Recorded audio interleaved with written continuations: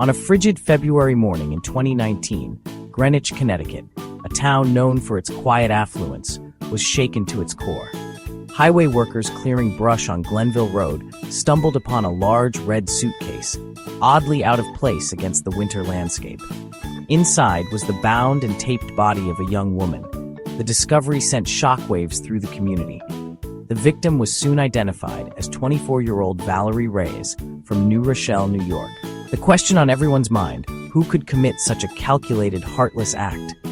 The red suitcase, once a symbol of travel, had become a grim coffin.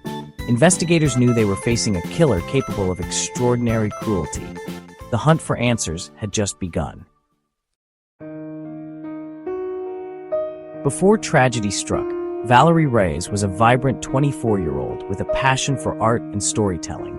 Her days were filled with colors and creativity as she spent hours perfecting her craft. She worked at Barnes & Noble in New Rochelle, but her dream was to become a tattoo artist, filling her sketchbooks with intricate designs. Each page was a testament to her dedication and talent. Valerie was close to her family, especially her mother, Norma, and was building an independent life with her beloved dog and friends. Her family gatherings were filled with laughter and warmth, moments she cherished deeply. Her social media showcased her creativity and ambition. She shared her art with the world, gaining a small but loyal following who admired her work and her spirit. Yet beneath her optimism, a quiet unease had begun to grow. Valerie often found herself lost in thought, staring out the window, her mind clouded with worries she couldn't quite articulate. Shadows crept into her once bright world, and a sense of dread took hold. The vibrant colors of her life began to fade, replaced by a growing darkness that she struggled to understand. Valerie's loved ones noticed the change, but couldn't have imagined the darkness ahead. They tried to comfort her, to bring back the light in her eyes, but the shadows were relentless. Her future, once so promising, was about to be shattered. The dreams she had nurtured, the life she had built, all seemed to hang in a fragile balance. The canvas of her life would soon be stained by a terror she never saw coming. The vibrant hues of her dreams would be overshadowed by a darkness that no one could have foreseen. In late January 2019, Valerie was gripped by an overwhelming fear that seemed to come from nowhere.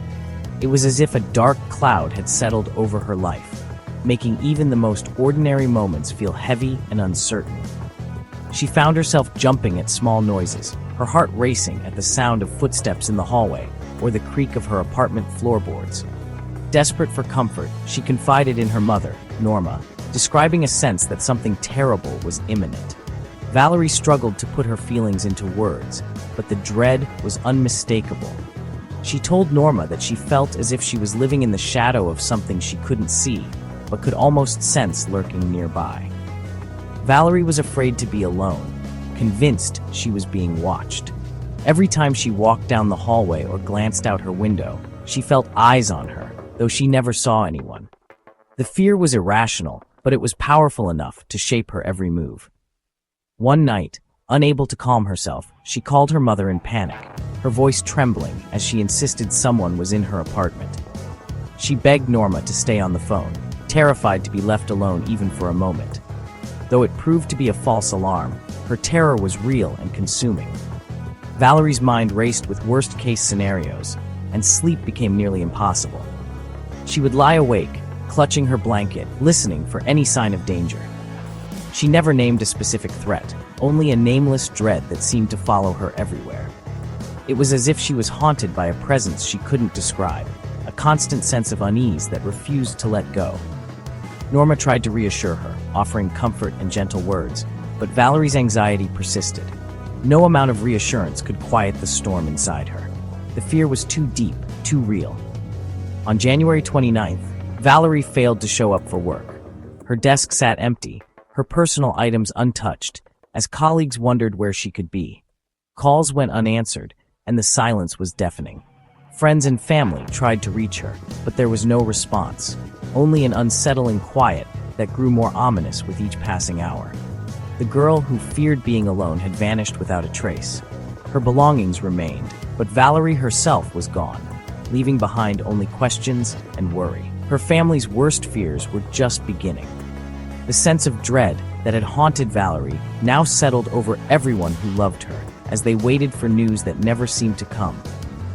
The shadow that haunted Valerie had become a chilling reality, leaving her family and friends to wonder what darkness had truly been lurking in the corners of her life.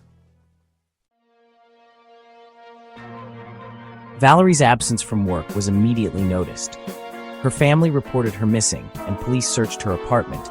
There were no signs of forced entry or struggle. Her dog was left behind, unharmed, but Valerie's wallet, phone, and keys were gone. The scene was eerily ordinary, yet deeply unsettling. Police canvassed neighbors and friends, but the trail went cold. Valerie's family rejected the idea that she left willingly. She would never abandon her dog or her mother. Flyers went up, and pleas for help spread across social media. Days passed with no answers, and hope began to fade. The silence grew heavier with each passing hour. The mystery of Valerie's disappearance deepened. No one could have predicted the horror that was about to unfold. On February 5th, the search for Valerie ended in heartbreak. The red suitcase found in Greenwich was confirmed to contain her body. The missing person case became a homicide investigation. Valerie had been suffocated, her body bound and discarded with chilling precision. The choice of location puzzled investigators. Why Greenwich? The killer had driven her body across state lines, leaving a trail to follow. Police now faced the daunting task of finding a suspect. The faceless threat Valerie feared had become horrifyingly real. Investigators turned their focus to Valerie's relationships, especially her ex-boyfriend, Javier Da Silva. Da Silva, a 24-year-old living in Queens, had dated Valerie nearly a year before. Though their breakup seemed uneventful, detectives saw potential for hidden resentment. Da Silva's precarious immigration status and financial struggles added to their suspicions. He quickly became a person of interest. Police began tracking his movements and digging into his background. Was he the source of Valerie's fear? The answer would soon emerge from the digital world. In today's digital age, every action leaves a trace. Even the most careful criminals can't escape the web of electronic evidence that surrounds us. From the moment a device is powered on, it begins to record a story, one that can be pieced together by investigators determined to uncover the truth. The day after Valerie disappeared, her ATM card was used to withdraw $1,000 in cash. This transaction was the first clue that something was terribly wrong.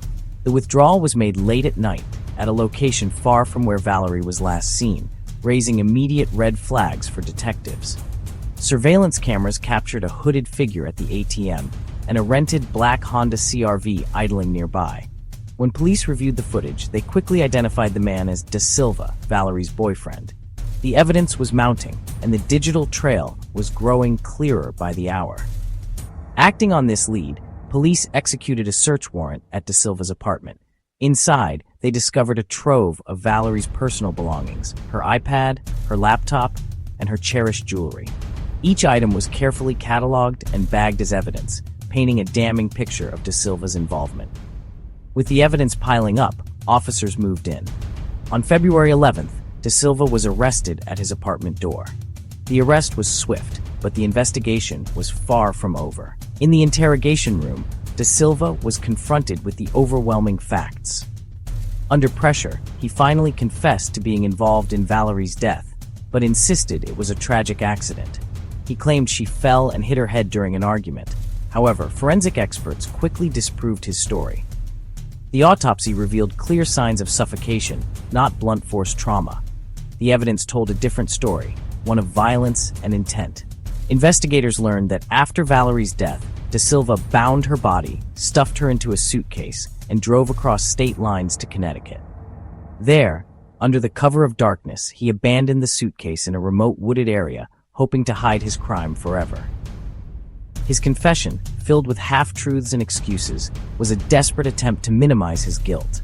But the facts, uncovered by digital forensics and old-fashioned police work, spoke for themselves. The truth was undeniable. This was not an accident, but a calculated, brutal crime. Every digital footprint, every piece of evidence, brought investigators closer to justice. The digital trail, from ATM withdrawals to surveillance footage and electronic devices, had led police straight to Valerie's killer. Technology had become the silent witness that could not be silenced or deceived. Thanks to tireless detective work and the undeniable evidence left in the digital world, justice for Valerie was now within reach. With Da Silva's confession and the evidence, prosecutors charged him with kidnapping, resulting in death. Facing a mountain of proof, Da Silva pleaded guilty to avoid trial. In September 2020, he was sentenced to 30 years in prison, followed by deportation. For Valerie's family, the sentence felt inadequate, a finite punishment for infinite loss. Norma Sanchez, Valerie's mother, confronted her daughter's killer in court, her grief palpable. The legal process ended, but the pain remained. Justice, as defined by the court, brought little comfort. Valerie's family vowed to keep her memory alive. Their fight for true justice and awareness was just beginning. The story was far from over for those who loved her. Valerie Reyes' case became a stark warning about the dangers of domestic violence, even after a relationship ends. Her story highlighted the importance of taking expressed fears seriously. The investigation showcased the power of digital evidence in modern crime solving. Surveillance footage and data were crucial in bringing her killer to justice. Valerie's memory lives on, not as a victim, but as a creative, loving young woman. Her family turned their grief into advocacy, speaking out for other victims. The case reminds us to look out for one another and recognize warning signs. Valerie's legacy is a call to action for justice and compassion. Thank you for joining us for this in-depth look at Valerie Reyes' story. For more true crime stories, follow our channel.